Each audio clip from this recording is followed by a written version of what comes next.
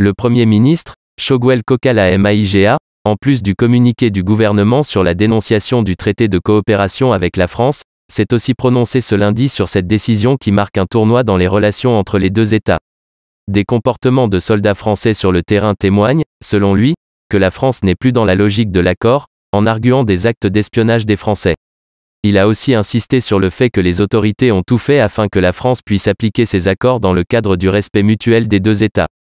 Par ailleurs, il soutient que la décision a été prise conformément aux éléments de droit dans les accords internationaux et des dispositions de l'accord lui-même.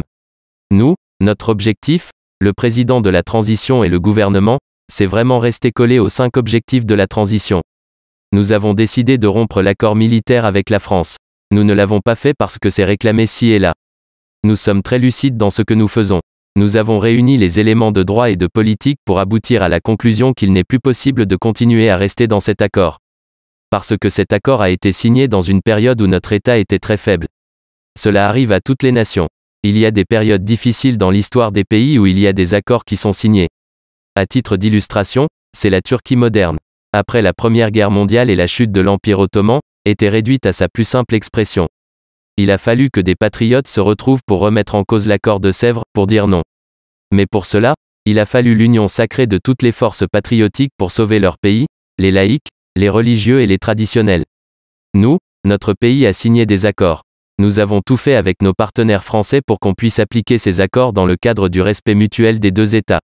Mais, la réalité est qu'on ne voulait pas voir le M5. La première fois où le gouvernement français a décidé qu'il suspend les opérations militaires, c'est le jour, le 3 juin, où nos frères de l'ex-CNSP ont dit qu'ils vont donner la primature au M5. Parce que souvent, les gens oublient les dates dans les débats, tout est significatif. La deuxième fois, c'est le 7 juin lorsque le Premier ministre a été nommé. Ces 2 dates sont les dates auxquelles le gouvernement français a dit qu'il rompt les opérations militaires avec l'armée malienne au motif que le gouvernement malien aurait décidé de discuter avec les terroristes. Aujourd'hui, les pays où ils veulent aller, je ne veux pas citer le nom, mais le président a libéré les chefs terroristes. Il les a reçus au palais, il dit qu'il envoie des délégations pour négocier avec eux. Donc, cela montre que c'était un prétexte. Enfin, c'était des moyens de pression sur le président de la transition qui n'a pas cédé et est resté droit dans ses bottes. Après ces 2 étapes, à partir du moment où l'une des parties peut remettre en cause un accord, nous avons décidé de la relecture de cet accord. Nous avons proposé des amendements qu'on a envoyés. Ce n'est que 3 mois après qu'il nous a été répondu qu'ils vont envoyer une commission technique pour discuter avec nous. Pendant que nous attendons cette commission technique, la France s'est livrée à des actes de provocation, du dilatoire, d'espionnage, de violation systématique, méthodique, délibérée de notre espace aérien. Des actes d'espionnage sont conduits contre nos forces de défense et de sécurité. Cela veut dire clairement qu'ils ne sont plus dans la logique de l'accord. À partir de ce moment, nous avons décidé souverainement à partir d'aujourd'hui, NDLR lundi 2 mai, que cet accord est caduc, de nul et de nul effet. Nous avons puisé les éléments de droit dans les accords internationaux et des dispositions de l'accord, lui-même. Cela a été fait parce que nous avons un objectif, c'est de libérer le pays et de changer le pays. Nous voulons que chaque fois que les Maliens s'interrogent et c'est leur droit. Chaque fois que les militants et les responsables du M5 s'interrogent, c'est leur droit. Qu'ils puissent eux-mêmes regarder. On avance en matière de défense, de réforme, de lutte contre la corruption, d'organisation d'élections transparentes. Dans la mise en œuvre de l'accord, le gouvernement est très prudent. En ce moment, même si on n'est pas totalement satisfait, au moins les uns et les autres ont la conviction qu'on est sur la bonne trajectoire. Ça, c'est la deuxième chose qui nous tient personnellement à cœur.